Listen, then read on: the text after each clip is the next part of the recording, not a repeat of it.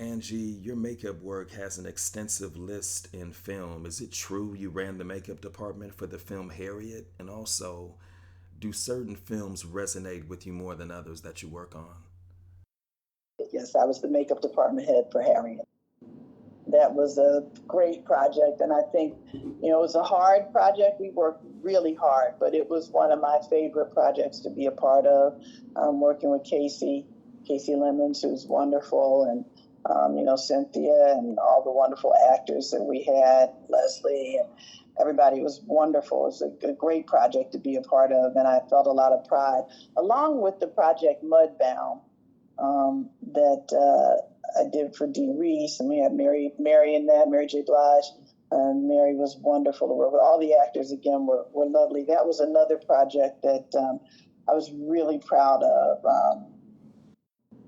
When I do those type of projects, for me, there's a special kind of pride because I'm doing projects about Black people who did wonderful things, or who were great people, or were strong people, or were people who survived tough times. And then, I did the first 4 seasons of Blackish before I left to go do Harriet.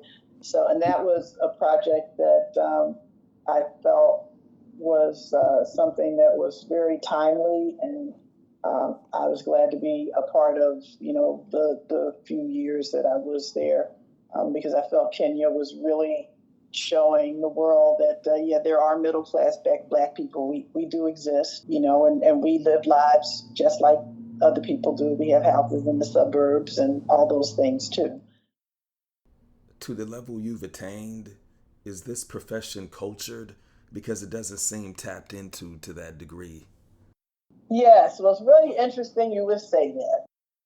It wasn't something that was possible because it seemed like it was a whole other world. First of all, I was from Philadelphia, so it was always happening way on the other side of the world, and well, not on the other side of the world, but the other side of the country, in California.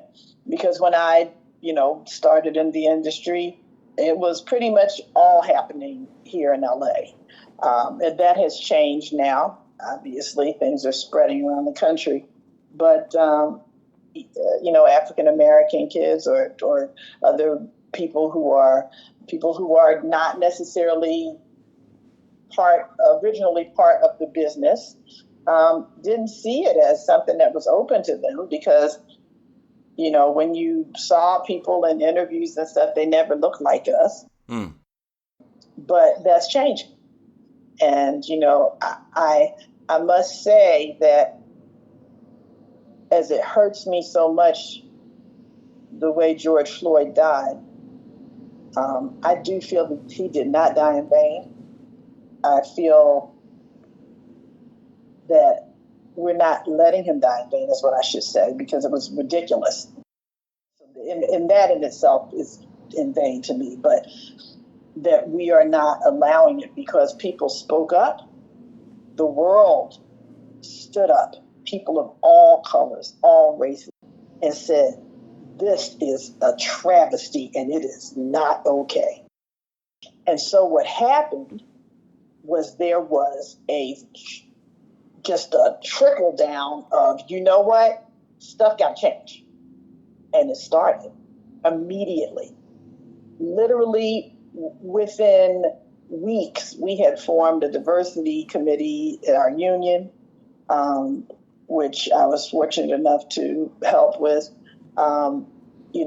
Actors were saying, now we want to see people in the trailer that look like us. Because for years, I might be sometimes the one person working on a show if I weren't running the department, and a Black person would come in, and maybe sometimes I wouldn't even be allowed to do that person.